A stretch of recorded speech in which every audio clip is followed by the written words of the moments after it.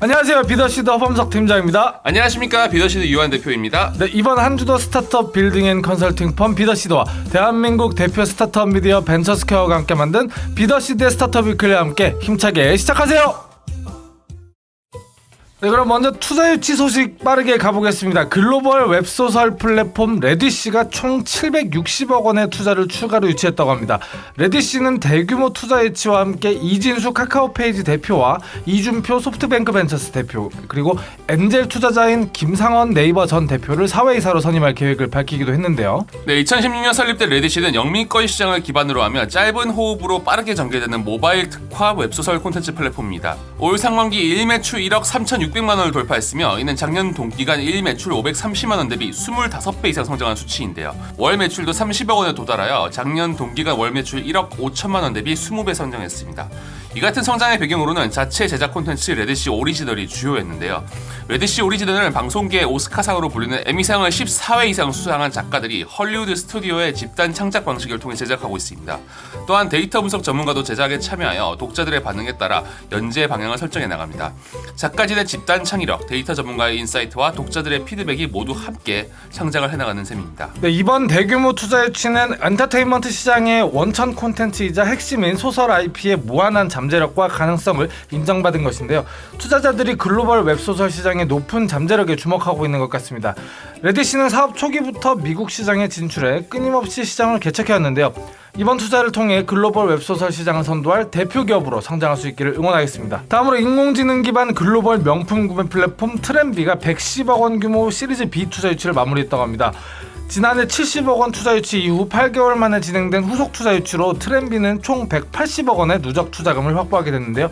소식 전해주세요. 2017년 설립 이후 트렌비는 현재 월 250만 명 이용하고 있습니다. 트렌비가 개발한 AI 솔루션 트렌봇은 해외 곳곳에 퍼져있는 각 명품 브랜드 공식 홈페이지, 글로벌 편집숍, 해외 주요 백화점과 아울렛몰 등을 검색하고 이를 통해 세일가 및 최저가 제품 정보를 제공하는데요. 한국 법인 외에도 상품 소싱, 큐레이션, 정품 검수 전문가들로 구성된 영국, 독일, 미국 법인을 함께 운영하며 서비스 고도화에 힘쓸 예정입니다. 현재 트렌비는 세일 스캐너 서비스를 통해 매일 30분 간격으로 평균 70만 건 이상의 전 세계 세일 정보를 제공 중입니다. 네, 이번 투자는 트렌비의 자체 인공지능 기술력과 전 세계 다양한 상품의 소싱 능력, 그리고 가격 경쟁력, 또한 고속 성장 중인 명품 시장 산업 내에서 가시적인 성과를 거두고 있다는 점에 주목해서 이루어진 것으로 알려졌습니다. 언택트 소비 트렌드가 확산되면서 온라인 명품 쇼핑에 대한 관심이 집중되는 가운데 AI 기반으로 전 세계 세일 정보를 제공하는 트렌비의 기술력과 성장 가능성이 높게 평가받은 것 같습니다. 투자의 시작을 바탕으로 앞으로 고도화된 기술 개발에 힘쓰는 것은 물론 국내를 넘어 세계 무대로 뻗어나가는 명품 유통 플랫폼으로 자리매김할 수 있기를 응원하겠습니다. 다음으로 왓챠가 190억 원 규모의 시리즈 D 투자를 유치하면서 누적 투자 금액 420억 원을 돌파했다고 밝혔습니다. 자세한 소식 전해주세요. 2012년 영화 평가 및 추천 서비스 왓챠 PDR로 출발한 왓챠는 2016년 온라인 동영상 스트리밍 서비스 왓챠를 출시하며 사업을 확대해왔습니다. 연평균 191%의 매출 증가율을 이루며 빠르게 성장해온 왓챠는 570만 건 이상의 앱 다운로드 수를 기록하고 있으며 8만 편 가량의 영화, 드라마, 다큐멘터리 예능 콘텐츠를 제공하는 등 국내 OTT 시장 강자로 자리매김했는데요. 시리즈 D 투자 유치에 성공한 왓챠는 지속적인 성장 동력 확보를 위한 개발, 마케팅, 콘텐츠 등 전 분야 인재 채용 확대와 기존 플랫폼들과는 차별화되는 콘텐츠 확보를 통해 국내 OTT 시장을 선도해 나갈 계획입니다. 왓챠는 올해부터 독점 콘텐츠 브랜드 왓챠 익스클루시브를 출시하고 이어즈 앤 이어즈, 와이 우먼 킬, 킬링 이브 등 화제성과 작품성을 두루 갖춘 콘텐츠를 매달 공개해 이용자들의 큰 호응을 얻고 있는데요. 하반기 일본 OTT 시장 진출 예정인 왓챠는 이번 투자 유치를 계기로 글로벌 경쟁력 강화에 나설 계획을 밝히기도 했습니다. 최근 해외에서 한국 드라마 등 K 콘텐츠 소비가 많아지는 상황에서 왓챠가 한국 콘텐츠 수급에 저력이 있다는 점도 긍정적으로 작용할 전망인데요.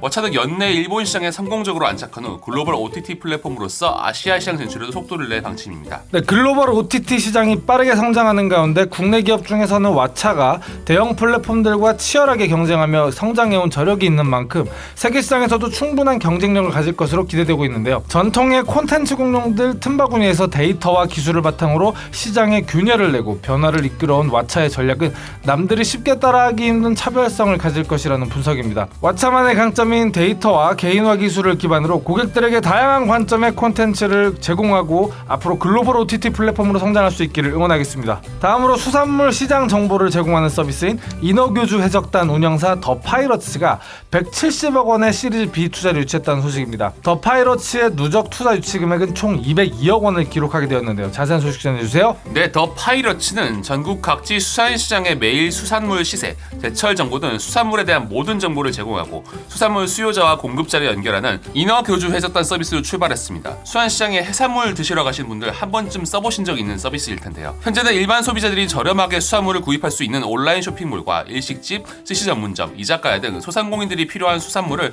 기존 구입처보다 훨씬 싼 가격에 구입할 수 있는 B2B 영역까지 수산물 시장을 혁신하고 있다고 합니다. 네, 더 파이러츠는 폐쇄적이고 비효율적인 수산 섹터 내 소비자와 판매자 그리고 생산자 간 트라이앵글 비즈니스를 구축한 회사로 생산자 직접 소싱을 기반으로 인어교주 해적단이라는 파워풀한 브랜드를 운영해 왔는데요. 이번 투자 유치로 국내외 수산물 소싱 네트워크를 강화하고 고객과의 거리를 최대한 좁혀서 국내외 수산물 생산자와 수요자를 더 빠른 루트로 연결하는 종합 수산물 플랫폼으로 성장할 수 있기를 응원하겠습니다. 네, 다음 코너는 한 주간의 스타트업 뉴스를 통해 시장 트렌드에 대해 간단하게 알아보는 마켓 위클리입니다. 이번 주에는 급격하게 성장하고 있는 배달 대행 시장에 대해 알아보겠습니다. 네, 배달 대행 시장 정말 빠르게 성장하고 있는 시장이죠. 1인 가구 증가, 배달앱 대중화에 이어 코로나19 사태까지 확산되며 그 성장 속도가 더욱 가팔라졌는데요. 자연스럽게 배달 대행 업체 간 경쟁도 치열하게 전개되고 있습니다. 네, 요즘 거리를 걸어가다 보면 배달 대행 업체의 브랜드를 달고 달리는 오토바이들을 정말 많이 볼 수 있는데요. 배달 대행업은 어떤 것이고 어떻게 돈을 벌고 있는지 간단하게 알려주시기 바랍니다. 네, 배달 대행은 말 그대로 배달을 대신해주는 일입니다. 과거에는 음식점 사장이 배달 전문 직원을 직접 고용해 임금을 줬었는데요. 이제는 배달 대행 업체와 계약을 맺고 주문이 들어올 때마다 수시로 배달 대행 라이더를 불러 건당 값을 치르는 식으로 변해가고 있습니다. 과거보다 최저시급이 늘어난 데다가 상시 근무를 원치 않은 라이더가 늘어나면서 생긴 자연스러운 변화라고 볼 수 있는데요. 과거에는 오토바이에 피자나 치킨 등 브랜드의 상표가 붙어 있었다면 최근엔 바로고, 생각대로, 부릉 등 배달 대행 업체의 상표가 달린 오토바이를 훨씬 더 많이 볼 수 있게 됐습니다. 네, 그럼 이 배달 대행 시장의 규모는 얼마나 되나요? 네, 지난해 배달 대행 시장 전체 규모는 약 23조 원이었습니다. 2014년 10조 원 대비 5년 만에 2배 이상 성장했는데요. 하지만 배달 대행 시장의 성장 속도는 그보다 더 빠릅니다. 같은 기간 1조 원에서 7조 원까지 무려 7배나 커졌습니다. 배달 대행 업체의 수익 모델은 간단합니다. 배달 중개사는 음식점에 들어온 주문을 라이더들에게 전달해주는 배달 중개 프로그램을 제작 관리하는 업체입니다.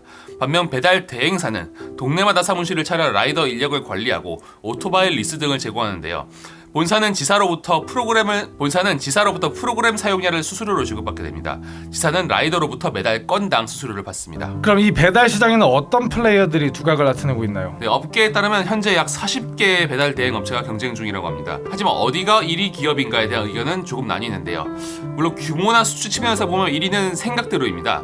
생각대로의 월 평균 배달 건수는 지난 2월 기준 약 995만 건, 지난해 연간 거래액은 1조 7천억 원에 달하는데요. 평균 배달 건수와 연간 거래액 모두 2위인 바로고보다 월등합니다. 재미있는 점은 생각대로가 후발주자라는 점입니다. 생각대로의 법인 설립 연도도 2016년, 바로고도 2014년인데요.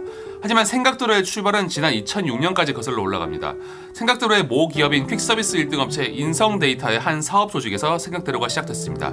인성데이터는 10년 넘게 퀵서비스 시장 점유율 70% 이상을 차지하고 있는 중견 기업으로 배달 대행은 물론 대리운전, 화물차, 오토바이 렌털 시장에까지 진출해 있습니다.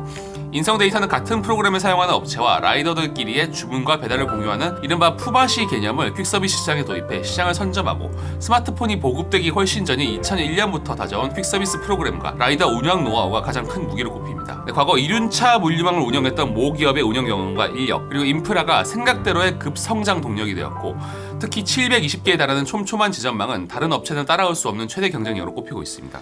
네, 그럼 2위 업체로 꼽히는 바로고 어떤 회사일까요? 네, 법인 설립은 바로고가 앞섰지만 요즘 오히려 바로고가 후발주자라고 보는 편이 맞습니다. 하지만 성장 속도만큼은 정말 무서울 정도인데요. 2016년 14,000명이었던 라이더 수는 지난 2월 기준 45,000명까지 늘어났습니다. 제휴 가맹점 역시 같은 기간 8,000개에서 28,000개까지 3배 이상 성장했는데요. 바로고가 고속 성장을 이루는 배경에는 뛰어난 IT 경쟁력이 핵심 요소로 꼽힙니다. 바로고는 현재 개발 인력만 50명을 갖춘 IT 회사입니다. 총 200명의 직원 중 4명 중 1명이 개발자인 셈인데요. 배달 중개 프로그램의 경쟁력 제고에 심혈을 최선을 기울였다는 방증으로 볼 수 있을 것 같습니다. 덕분에 업계에서 가장 안정적인 프로그램 운영이 가능하다는 평가를 받고 있는데요. 현재 바로고는 친환경 전기 오토바이 KR 모터스 등과 합작한 무빙을 만들고 라이더 전용 바이크를 개발 중입니다.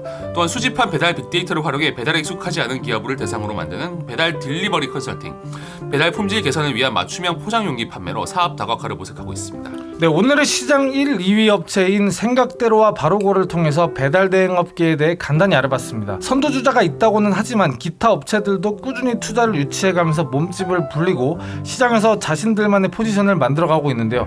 날로 치열해지는 배달 대행 시장이 앞으로 어떻게 흘러갈지 귀추가 주목됩니다. 네, 이번 코너는 스타트업들에게 필요한 행사 그리고 지원 사업을 큐레이팅해주는 센서블 박스와 함께하는 행사와 공모 소식입니다.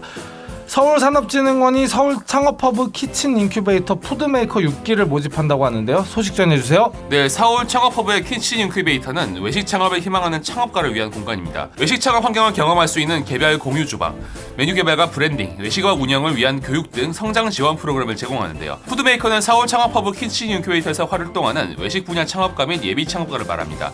푸드메이커 참여 혜택은 다양한 교육 프로그램 및 멘토링 등 인큐베이팅 프로그램, 초기 투자 유치 기회 제공, 메뉴 개발 및 검증을 위한 공유 주방 이용 등 다양한 혜택들이 주어집니다. 푸드메이커는 1기가 활동한 2019년 5월부터 지금까지 다양한 외식 창업팀을 찾아 탄생시킨 바 있습니다. 네, 푸드메이커 6기 접수 기간은 8월 4일까지로 1차 서류 심사가 끝나면 2차 대면 심사를 진행하고 최종 선정된 팀은 9월 7일부터 12월 11일까지 약 3개월간 활동한다고 합니다.